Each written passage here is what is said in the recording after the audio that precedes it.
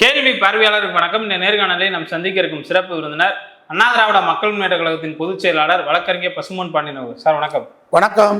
காஷ்மீர்ல இன்றைய தினம் ஒரு தாக்குதல் நடைபெறுது. இந்த தாக்குதலில் பார்த்தோம்னா பல்வேறு சுற்றுலா பயணிகள்லாம் இறந்துருக்காங்க.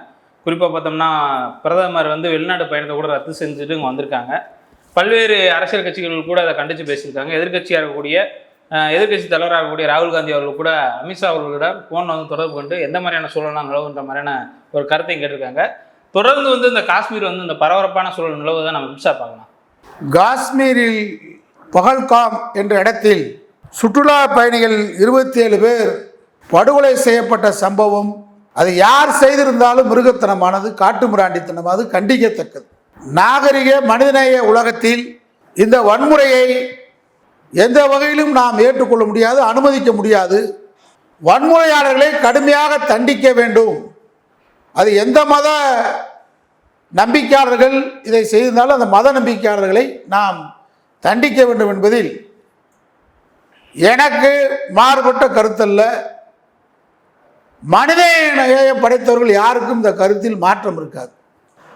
ஆனால் நேற்றைக்கு சம்பவம் நடந்த உடனேயே வெளிநாட்டு சுற்றுப்பயணத்தை முடித்துக்கொண்டு மோடி பரபரப்பாக திரும்புகிறார். அமித்ஷா சம்பவ இடத்துக்கு உடனே செல்லுகிறார் என்பதில் தான் எனக்கு சந்தேகம் ஏற்படுகிறது. நாட்டுக்கே ஒரு அச்சுறுத்தலான சம்பவம். இந்த நாட்டிற்கு இது மாதிரியான பல்வேறு வகையான அச்சுறுத்தல்கள் கடந்த காலத்திலே ஏற்பட்டிருக்கு. காஷ்மீரில் நீங்கள் பார்த்தீங்கன்னு சொன்னால், சந்தேகம்னு சொன்னால் இவங்க மேலே எப்படி சந்தேகம் வருதுன்னா, நேற்று இரவு நான் நள்ளிரவில் இருந்து நான் அவங்களுடைய ஆர்எஸ்எஸ் உடைய ஐடி விங், பாஜகவுடைய ஐடி விங்கை பார்க்குறேன். அவங்க எப்படி விஷத்தை கக்குறான்னு கேட்டால், குரான்லேயே சொல்லிச்சுன்னு குரான் என்ன ஒன்றை போட்டு அவங்க அடுத்த வீட்டுக்காரனை அடிச்சுன்னு இருக்குங்க, இஸ்லாமியனை வீடு முழிஞ்சு அடிங்க, இஸ்லாமிய வெறுப்பு பிரச்சாரத்தை இதன் மூலமாக கொண்டு வராங்க. இஸ்லாமியர்களே இதை செய்தார்கள் என்று சொல்றாங்க. அது மட்டுமல்ல, இஸ்லாமிய பயங்கரவாதம் அப்படின்னு சொல்றாங்க. நான் என்ன சொல்றேன், எந்த பயங்கரவாதம் யாருனாலும் இந்து பயங்கரவாதம், ஆர்எஸ்எஸ் பயங்கரவாதம், எந்த பயங்கரவாதத்தையும் நாங்கள் ஏற்றுக்கிற மாட்டோம். ஆனால் இங்கே என்ன சம்பவம்னு கேட்டால், காஷ்மீர் சம்பவத்தை திட்டமிட்டு அரங்கேற்ற மாதிரி தெரியுது எனக்கு. ஏன்னா இதை விட பெரிய சம்பவங்கள்லாம் கேரளா வயநாட்டில் பெரிய இது நடந்துச்சு, நிலச்சரிவு. பிரதமர் வந்தாரா? மோடி அமித்ஷா வந்தாரா? அதை விட நீங்கள் பார்த்தீங்கன்னு சொன்னால், நம்ம தமிழ்நாட்டில் எத்தனையோ புயல், வெள்ளம், அப்பெல்லாம் அமித்ஷா வந்தாரா? மணிப்பூரில் இன்னைக்கு வரைக்கும் கலவரம் அடங்கவில்லை. அனைவரும் பலியிடப்படுகிறார்கள். துப்பாக்கி சூடு, வெடிகுண்டு சூடு, இப்போ வரைக்கும் கலவரம். மோடி அந்த பக்கமே தலை வச்சு படுக்கல. காரணம் என்ன?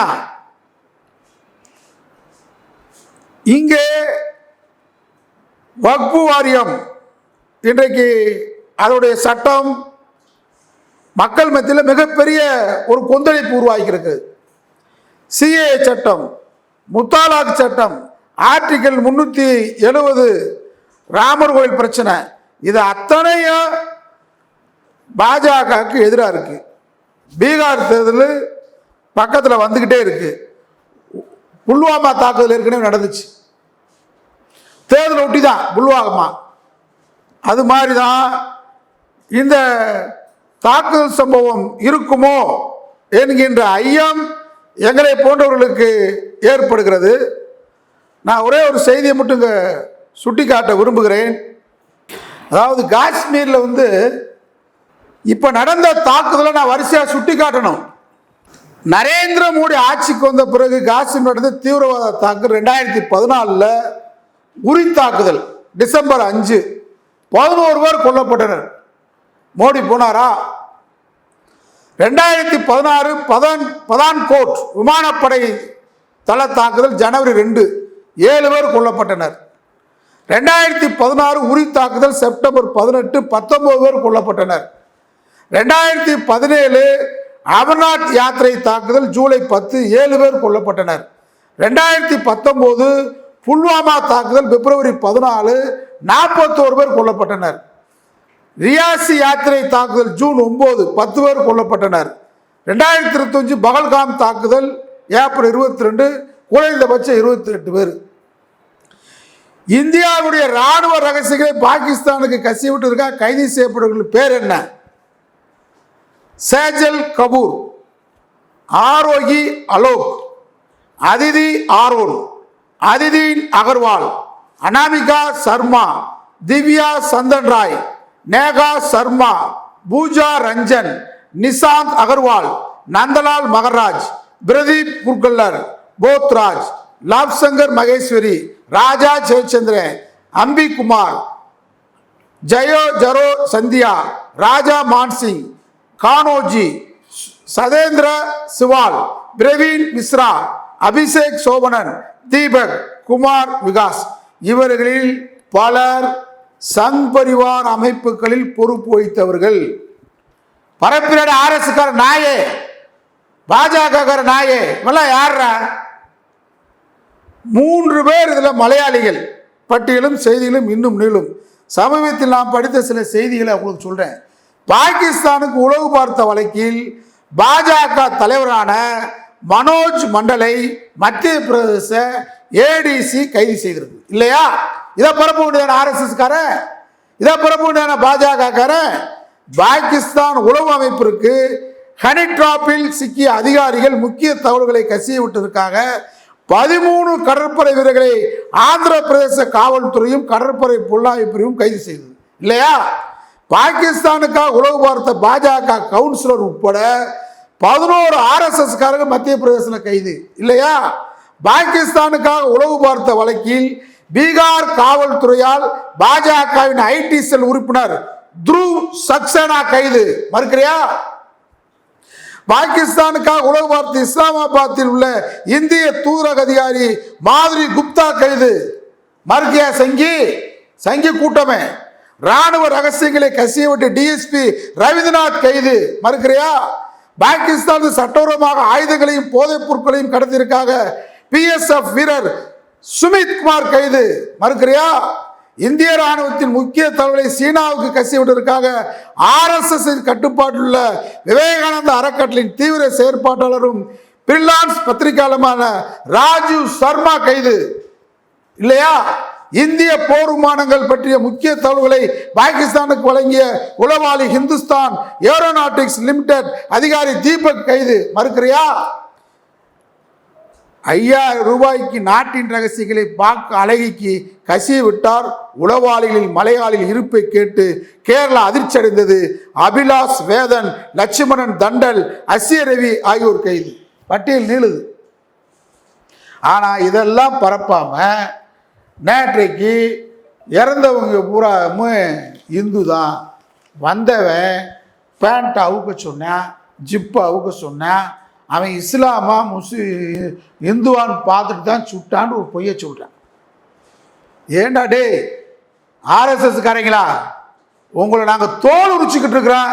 இந்த பாஜக காரன் சங்கி கூட்டத்தை நீ மகாத்மா காந்தியவே கொலை பண்ணிட்டு கோட்ஸே அவன் கையில் இஸ்மாயில் பச்சை குத்துனவன் களவாணி பேலுது. உன் திட்டம் என்னைக்கா திட்டம் போடுற? இஸ்லாமியர்கள் என்னைக்கு இங்க அதிகமாக இருந்தாங்களோ இந்த மண்ணை சேர்ந்தவர்கள் நம்முடைய பூர்வக்குடி தொப்புளுக்குடி உறவாவேன். இந்த நாடை இந்து நாடு ஆக்கணும்னு நினைச்ச மகாத்மா காந்தியும் ஜவஹர்லால் நேரு அம்பேத்கர் அந்த நாடை இந்து நாடு ஆக்கியிருப்பான். அதுக்காக நீ என்ன சதி திட்டம் போட்ட? மகாத்மா காந்தியை கொலை செய்தீங்க. கொலை செஞ்சுட்டு அன்னைக்கு இஸ்மாயில் முஸ்லீம் சுட்டுட்டு ஓடுறான்னு சொன்னீங்க. முஸ்லீம் பூரா அடிச்சு கொண்டு இந்த நாட்டை விட்டு விரட்டணும் அன்னைக்கு சதி திட்டம் போட்ட. அந்த திட்டம் பலிக்கல. பாபர் மசூதி இடிச்சீங்க, கலவரம் நினைச்சீங்க, கலவரம் வல்ல. ராமர் கோயில கட்டியிருக்க, கலவரம் வல்ல. இஸ்லாமியனை அடிச்சு அவனை அடிமைப்படுத்திக்கிட்டு இருக்கிற இந்தியா ஒரு மதச்சாரப்பட்ட நாட்டில் 370 கொண்டு வந்திருக்கிற பொது சிவில் சட்டம் கொண்டு வர்ற, வக்பு கொண்டு வந்திருக்கிற, முத்தாலாக் சட்டம் கொண்டு வர்ற, குடியுரிமை திருத்த சட்டம் கொண்டு வர்ற, இவ்வளவும் அவன் தாங்கிட்டு இருக்கிறான். மக்கள்கிட்ட கொந்தளிப்பு இருக்கு. இந்த கொந்தளிப்பை மாற்றணும். பீகாரில் தேர்தல் வரப்போகுது, சட்டமன்ற தேர்தல்.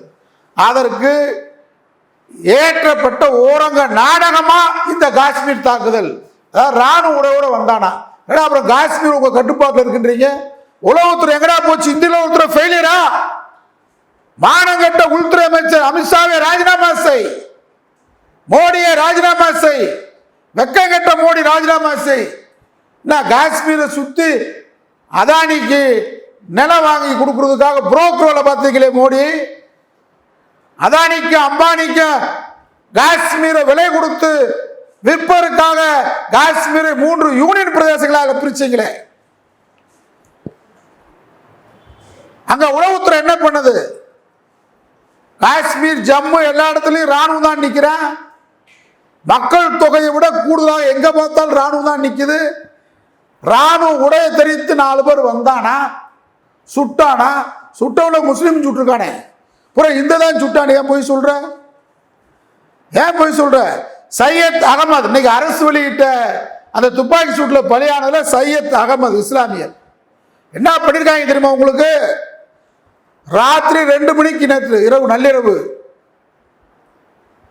இதை இஸ்லாமியருக்கு எதிர் பிரச்சாரத்தை, வெறும் பிரச்சாரத்தை கிளப்பி நூற்றுக்கணக்கான மசூதிகளை ஜம்முலும் காஷ்மீர்ல இடிச்சிருக்காங்க. அந்த ஆர்எஸ்எஸ் காரன், களவாணி பையன், முள்ளமாரி பையன், திருட்டு பையன். இதடா இங்க என்ன நடந்திருக்கு? யார் தாலி அறுத்தாலும் உங்களுக்கு இஸ்லாம்னா? யார் வீட்லையும் தாலி அறுக்கணும். நீங்க அரசியல் பண்ணிக்கிற எவன் வீட்டு தாலி அறுத்தும் அரசியல் செய்யற ஒரு மானங்கட்ட நாய் ஆர்எஸ்எஸ் பிஜேபி காரன். நீ வெளியிட்டிருக்க அறிக்கையில இஸ்லாமிய இந்துவா பார்த்து சுட்டானா? அப்ப எப்படி சையத் கான் இருந்தான்? சையத் அகமது.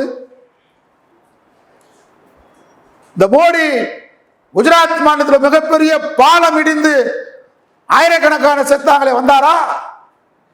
மணிப்பூர்ல கலவரம் தொடர்ந்து நடந்துகிட்டு இருக்கிற, போயிருக்கியா?